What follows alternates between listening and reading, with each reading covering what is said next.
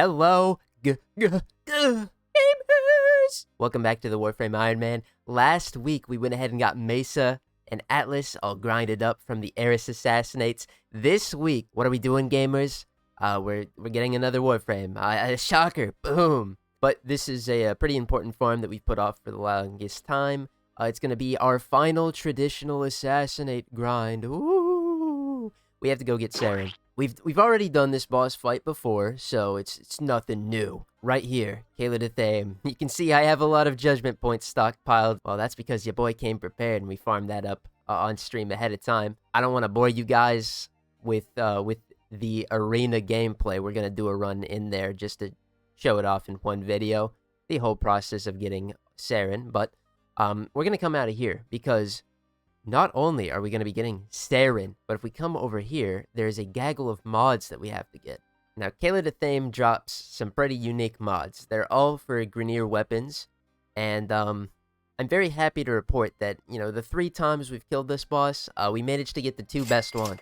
We got to get all of these just for collection purposes, so we're going to have to run this boss fight, hopefully, no more than about 6 times. But you know how it goes, gamers. It's not always easy. But before we go in, since I have them, I just got to talk about these mods that we've acquired so far. The rest of them I won't really be mentioning because, well, we might show them off in the future. And when I do, I'll show them. But Acid Shells. Acid Shells is a really good mod for the Sobek. It's going to make enemies explode on death, dealing 450 corrosive damage, plus 45% enemy max health in a 15-meter radius. Yes, you kill one thing, and then you're doing 45% of enemies' max health. Absolutely busted. You know, we might use that maybe in the future. Perhaps. Perchance. Then moving on to Nightwatch Napalm. Rockets disperse napalm, inflicting 30% damage over 6 seconds across 90% of the explosion area. This is for the Ogress, which is a rocket launcher. Very good as well. It allows you to do pretty solid AoE damage. And, you know, what can I say? I'm just very lucky, guys. 2 of the best mods from this right away. So those are our objectives. But before we can get into that, we got an arena match to play. So let's get right into it. Now, for arena, I like to simply come in here and play Gauss. Simple. Knockdown resistance. Huge. And then, yeah, that's pretty much it. We slap on our glaive, get to work. If you're trying to farm out Saryn, we've got the 3 arena nodes here for judgment points. This one is free. It gets you 10. This one costs 10, but gets you 15. And then this one costs 15, but gets you 25. And if you win the arena match, which you likely will do, then you'll get the full 25. It won't take away 15 points as like an entry. It's only a required amount to start. So, yeah, we're farming Vodyanoi every time. But let's just get into it. Alright, now, the arena match is honestly the most chill thing of your life, and the reason for it is because nothing fucking spawns here. There are 2 enemies that we have to fight. We're practically just gonna spawn camp them for about 7 minutes. And yeah, this is it. You ready? Oh, shit. I forget. This guy throws flashbangs. It's kind of scary. Hurts my eyes. But that's it. Well, we gotta kill these guys 25 times, and then we're free. Woohoo! They have a respawn timer, and it's honestly quite long. So yeah, if we love arena. Is this awesome or what? Oh, boy. Stop flashbanging me. 12 seconds later. All right, we did it. We completed the arena. It took like 7 minutes or something. You really hope that when you're doing this, you get the modifier of extra reinforcements. It spawns 5 guys at a time. Oh, only 5 minutes. It felt like an eternity. But that's a 25 judgment points. That allows you, I believe, to fight Kela De Thaym once. Yep. So every time you want to fight this boss, you have to do the preliminary arena match. It's a nightmare. But before we get into that, gamers, we gotta take a bit of a detour because, well, we crafted 2 Warframes last week, so we gotta use one of them. And don't worry, I already pulled them out. We're using Atlas this week. Where is his neck? But before we hop into a mission, let's go ahead and cut over to the Simulacrum, and let's show off what this boy can do. Because as we'll find out, Atlas, you know, his kit may be mediocre, but it doesn't matter because he has one ability that carries his ass. Alrighty, simulacrum time, baby. We're gonna be showing off what Atlas can do. And you know, honestly, guys, it's not a lot. It's not a lot. Base kit, not a lot. You know, you can get some augments and stuff. But what he does really fucking well. Anyway, before we get into it, here's the build. We're just on flow and rolling guard for showcasing purposes. And then I have a quick little update of our arsenal. Here we have the miter. I've had it on my back in a couple of clips. It serves a singular purpose, which I'm going to demonstrate before we get into Atlas, actually. Let's come in here. Yeah, this is a build, all right, but I'll explain why it's like this. So, we're on max fire rate. I'm only cranking out saw blades for a very particular purpose, and that's going to be for neutralizing justice. Each miter blade has a 90% chance to immediately destroy a nullifier field. Oh! And then there's the justice side effect, but I don't really care about all that. I care about that 90% chance to destroy a nullifier bubble. Watch this, gamers. So, you know, normally when you see a nullifier bubble, right, we gotta do this song and dance of we either go in here and attack them, or we shoot their bubble and it reduces, right? We pull out our miter.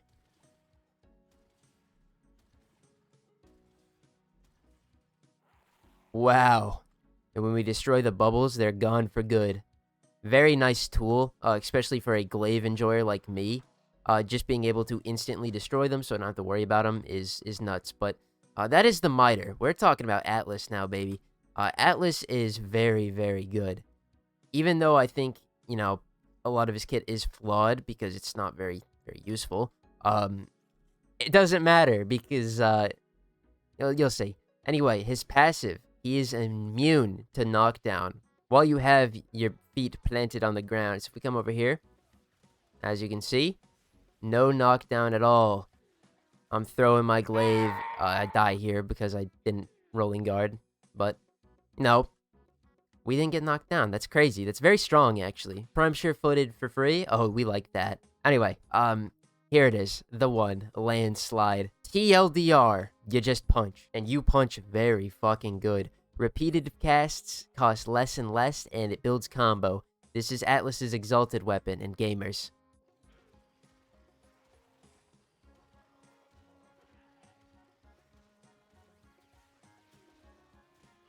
Oh my goodness. Now, I do have this modded, because exalted weapons you can mod individually from your Warframe. And we did get max combo there, so it was kind of going nuts. But trust me, gamers, this is the cream of the crop. Those were Steel Path heavy gunners, the tankiest enemies we have access to.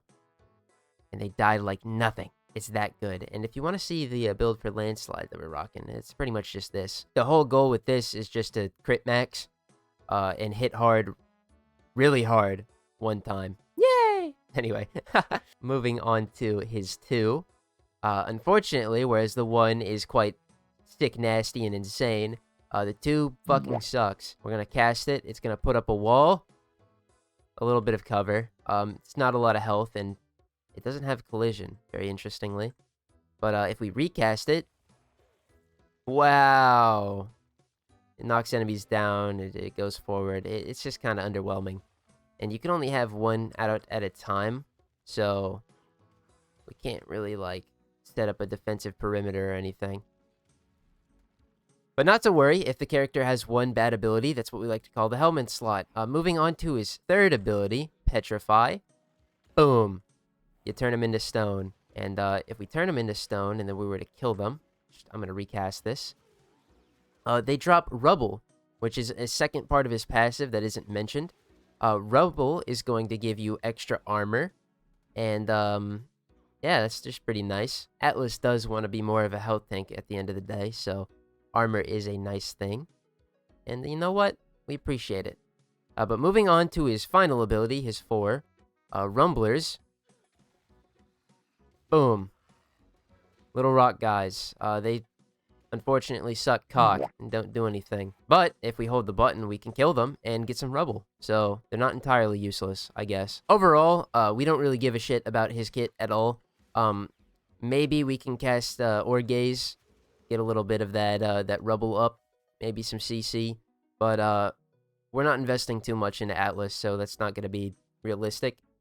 We're going to be spamming the shit out of our 1 and punching things until they die. And if that doesn't work, then the character's trash. Which he isn't. He's very good. I have the landslide built to be corrosive just because we're going to be fighting Grineer today, and they are weak to corrosive, and we strip a little armor, we hit a little harder. So that's my thought process. You'd never guess the optimal way to build them. Electricity influence, but we don't have access to that, so it's not real. Anyway, we're just gonna go straight into things. We got a bunch of Kela De Thayms to batter, and well, let's not stall any longer, shall we? Except I'm lying to you, we are, because we gotta go do another thing real quick. Alright, I had to record this after my next few clips, because I totally forgot about it, and I was using our showcase build, which, by the way, it proves how good Atlas is. Golly. But this is what we run on Atlas for our budget build. We're on Steel Charge because he's a melee character, and it gives a fuck ton of mod capacity, and that's so good. Equilibrium for energy conversion. Streamline because energy efficiency is actually kind of gas on him because it's going to make his 1s ridiculously cheap, and we like that. A little bit of range, make our 1 easier to combo into enemies. Just makes it easier to, like, latch to him. Ability strength, go figure. Hit harder, awesome. We are tanking a little bit of our duration, but duration isn't really important for us because this isn't a channel ability, so we're not really worried about tanking our duration. And duration really only affects Petrify, and it lasts for 15 seconds. We kind of pop it and then immediately punch them, so if we can't do that in 15 seconds, I don't know, I might be lobotomized. Duration isn't that important. We're also on Battery. This is an arcane that we farmed up pretty recently. This is the first time we can use it. It's giving us energy per armor point up to a maximum of 1,000. And this is just really good on Atlas. If we're consistently using Petrify and, Landslide and getting our Rubble up, we'll have plenty of armor, which means our energy reserve will be huge. Alternatively, if you use, like, the Umbral mods, the Umbral Fiber and Vitality, you'll get a lot of armor that way, and it can just slot out flow, which is so good. This is what I'm talking about with how important Battery was. And then we are on Fury, more melee damage. So this is what we should have been running in the following clips. I don't run it because I'm dumb, but hey, that's more glaze for Atlas. Damn it, in my yearning for a get this all done, I actually wasted too much time and it swapped. We're going to be doing a Kuva flood for the first time on the account, and the reason for this is all of this Kela De Thaym grinding and Grineer maxing and stuff, we're building up to the big one, gamers. Next week, we are getting a Lich. It's crazy that we're taking this long to get there, but the next update, Shadowgrapher, is going to change how the Lich system works a little bit to be even better for people who haven't done it before, and we gotta crank this out before it's changed, because I sure do love doing things at their worst. Let's take this time to mourn the loss of being able to do Elite Sanctuary Onslaught on this account at its worst rates. I'm so sorry, but it took me a month on my main to get the Bratten Vandal. I wouldn't be able to fucking finish it in time for this update. I'd have to start right now, and I really don't want to, because I'd have to set up everything for it, so rip that. Anyway, we're getting ahead of ourselves. Let's jump right in. We're going into this Kuva flood. These are Kuva Siphons, the one with one little Kuva node. These are Kuva floods with 3 in a little circle. The difference is just the rate at which you get Requiem Relics, which we won't be explaining what they do this week. But we have to stockpile these because they're important. And the difference between a Kuva Siphon and a Kuva Flood is that Kuva Siphons are a 12.5% chance, roughly, to give you a Requiem Relic. And the Kuva Floods, it's guaranteed every time. Let's get in here. Please don't be 10 minutes. Oh, thank God, if we only have 5 minutes. Whew. Now, what are we doing? Is this just a survival? Wrong. This is not just your normal survival. We gotta go find something. Oh, it's right here. The Kuva Siphon. The Kuva Siphon, what it's gonna do is it's gonna siphon Kuva. I know, crazy. But this is how you used to be able to farm Kuva back in the ye olden times before arbitrations. You had to do these, and the rates were abysmal. I ain't gonna lie. We'll see at the end of this. They're not too good. But what you do is that thing starts sucking. The Kuva node spawns. You go to your operator. And you wonder why it just fucking went through a wall. Oh, there it is. You dash through it. Boom. You do that 4 times, and you're good. That's all it is. And then once you complete it, you get your Kuva. Now, if you're just trying to get Requiem Relics like us, we don't actually have to do this siphon. We could just do the mission normally. But because I'm showing this off, we might as well get the Kuva, right? So, boom.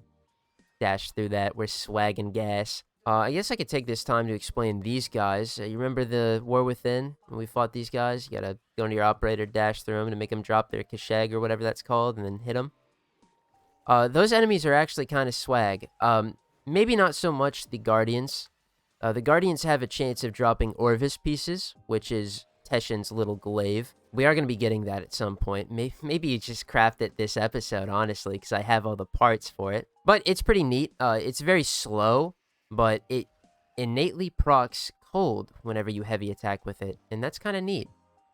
I also believe it can suspend enemies, which is like kind of a nothing burger passive.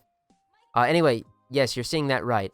1,100 Kuva for our effort. I'm kind of fucking rich, bro. It used to be bad out here. I don't remember if the Kuva survivals were cranking out infinite ways. They probably were, and I was just too, like, shit at the time to be able to do a Kuva survival for too long. But for us gamers that couldn't endurance that was our go-to method. And it was grim. Anyway, that's pretty much it for the Kuva Flood, Kuva Siphon portion. Going forward, every time we do one of these, we are skipping that because I don't care about the Kuva. I hate Rivens. So we just do the mission, and then we get our Requiem Relics. But I will be back at the end of this, so we can show off what we get. Alright, mission completed, and we got our Requiem Relic. Woo! Now, what do these drop? They drop words, and they drop an Exilus weapon adapter. You'll find out more about these next week, but I felt like this was the perfect time to introduce this. Okay, we're gonna kill Kela De Thaym now. Alright, I actually remember to swap onto the real build that we're gonna use on Atlas. I forgot in the Void Flood, but that's all good. I don't really care. Kela De Thaym, we've already fought her once in the account, but I figured show her again, because this is, you know, a video dedicated to the Kela De Thaym grind. We're looking for those 9 mods, and I also need to mention that she drops the dual Comek blueprint. The Comek is a singular comb pistol that you can craft from the clan dojo. She drops the dual wield version of it. You have to craft 2 of that dojo version, which is kind of expensive, but that's all good. And we also got to get our Saryn. We had 1 piece of Saryn, which was the systems, but we needed those for Chroma, so we got to get every piece of her. But I think we should get those before we get every mod in the dual Comek, so I'm not too worried about it. I put on this Stubba because we needed a rapid-fire weapon to shoot these. This thing is so inaccurate, it's kind of ass. I should not have done that. The Fierce was right there. I'm so close to leveling this, though. I really wanted to greed that out, but, oh. It's inaccurate. The projectile speed is poopy. This is just a recipe of failure. Oh my god. On to the second phase, gamers. Oh, finally. That took too long, but it's entirely my fault. Alright, 3 punches to the chin. She's down. Awesome. Now we just gotta do our same song and dance again. And wait this out. This is definitely an Ambulus tier fight. It just goes under the radar probably because, you know, Ambulus is actually sitting around doing fuck all nothing. Whereas this, I mean, at least we're preoccupied every rotation with this bullshit. But the difference being is that, you know, you don't have to fight Ambulus a grand total of 9 times at the best. Ambulus, you can get lucky and, you know, perfect roll, get 3 of the pieces you need, and you're done. Both make you do a prerequisite mission, though, so that's kind of ass. But hey, no biggie, because we already pre-farmed all of our judgment points. Ain't no way I'm gonna need to get more, right? Also, thank God I don't have to craft another hour-long assassinate key.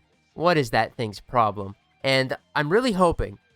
I've already watched the dev stream at this point. They're making a lot of grinds easier, right?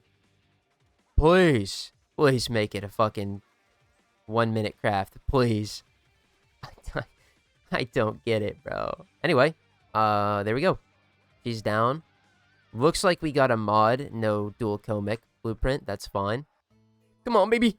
Oh, yes. We got the helmet and we got meta ray. Awesome. And now's the part where I get to the hardcore grinding, gamers. Except I'm not doing this as Atlas. Now, who could have seen this coming? Wait. Get the microphone back into position. Gamers, I actually have excellent news about the Stalker. Let's roll the clip. Oh, I'm doing, what is it, Kuva Flood? Is this a flood? Yeah, this is a Kuva Flood. Gamers, I just got done with the Jolly Jerker. He's dead. Oh, we got the war blueprint. That means we're done. We've gotten his ship component. We've gotten the rest of his weapons. I'm pretty sure we got the smoking ephemera. I don't remember, but we're going to encounter him 60 more times. We'll get it by then. We can go and craft this now. Now, I don't remember if I showed off the hate acquisition, but we got the hate. The Stalker's Scythe. And now, gamers, we have access to the war. So we're going to craft this now. Bit expensive, and also it does take away our broken war with a catalyst on it. I have not used this thing since. I don't care. Oh, mastery fodder. Oh, we love it so much. And fuck it, dude. We're also going to craft the Orbius, since I finally explained those bouncers. And you know what? What if we crafted the Paracesis as well? What if we got crazy with it? First things first. Did we get the Galatine leveled? Okay, we did. It's level 30. Alright, very important. The Paracesis, we got this from the Chimera Prologue quest. Ballas forged it in front of our faces.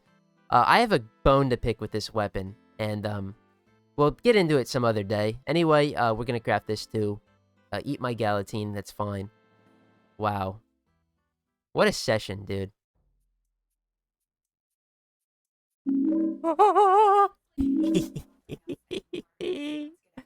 Oh, would you look at that? In less than 5 runs, we got all of the Saryn pieces.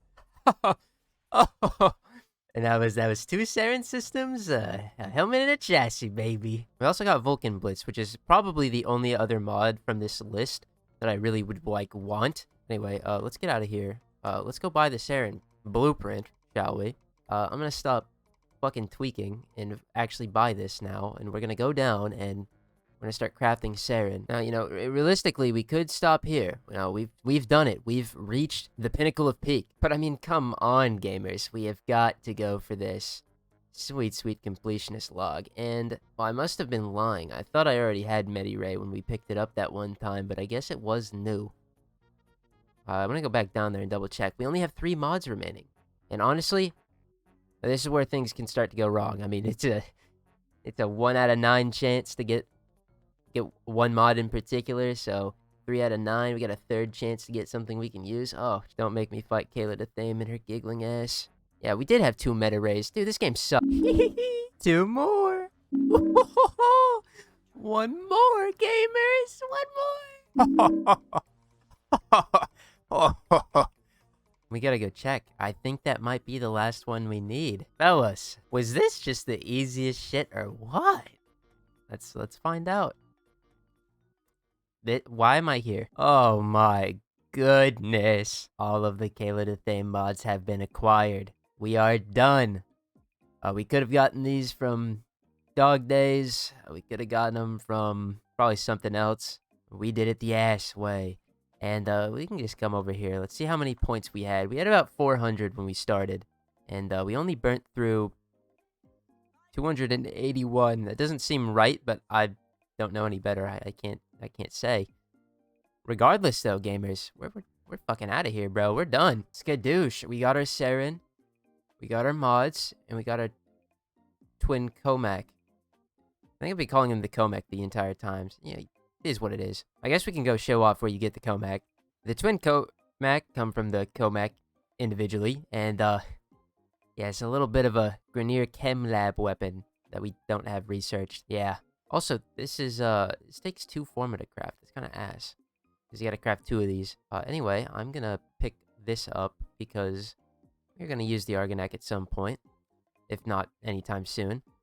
But I'd rather have it here just in case, you know what I'm saying? And let's get out of here.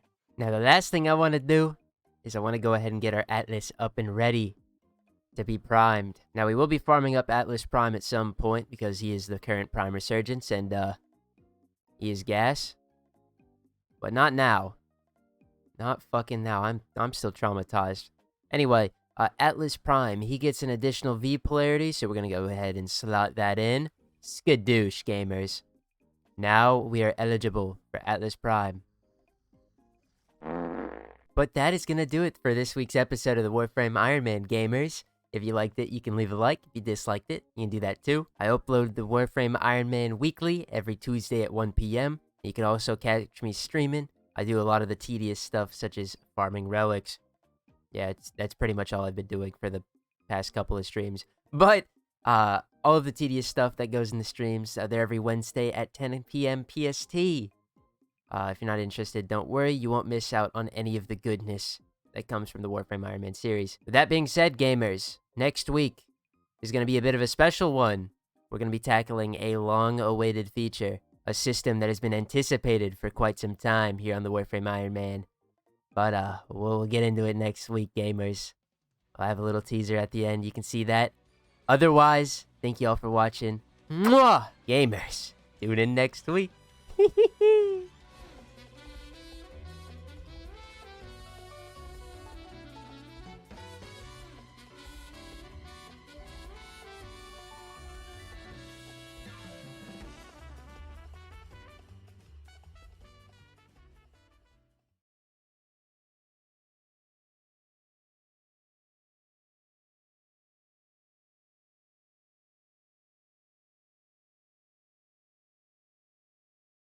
There's a lich around here.